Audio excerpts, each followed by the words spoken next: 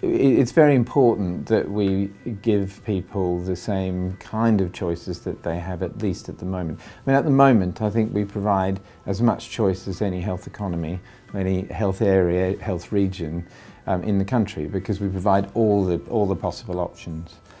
It might be that we could provide a little more by having multiple standalone birth centres around different population centres in the county, but that's just something that isn't affordable, even if it was something that people really wanted. We have birth centres alongside each of the combined care units at the General and the Royal, and it means that if a woman wants to have a baby in a birth centre that's co-located like that, and there are issues or problems, she can be moved quite quickly into the combined care unit.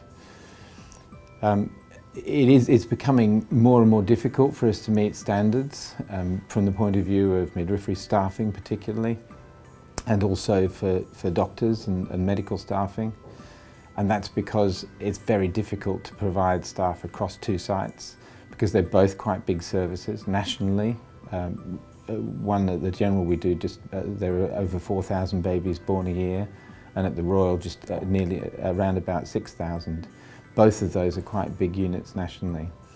And it's very hard for us to provide sufficient numbers of staff at all times on both sites. It's becoming much more difficult to provide that specialist support for maternity services on the Leicester General site. And this is going to become harder as time goes on. At the moment, the STP recommendation, having looked at it in a lot of detail with lots of clinical input and considerable engagement with the public, is that in order to address these issues effectively, we need to bring all of the combined care activity onto one site, because that gives us a better opportunity to address the standards. So to have, for example, a consultant presence in delivery suite 24 hours a day, which at the moment we can't manage to do. We will be consulting on having a combined care unit on one site, having a very big co-located birth centre, so an independent midwifery provided birth centre alongside the combined care service on that one site, which is proposed to be at the Royal Infirmary. We would expect to be providing services in the community just as we do now. So we'd expect most of our community midwifery during the antenatal period, so the time up to the birth of the baby during pregnancy, and the postnatal period, which is the time after somebody goes home following having a baby, we would expect to be carried out in the community nearer home. If a woman would like to have her baby at home, then absolutely we would be expecting to support that.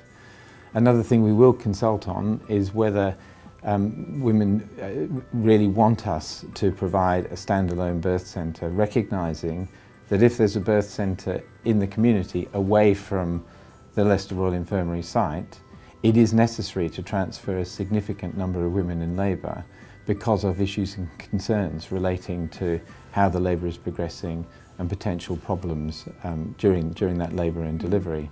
But what's really important is that the experience for patients is at least as good as it is now, and it should hopefully be better, because facilities should be better. A lot of our estate is a bit outdated, and it will require significant estate development for us to carry out the plan.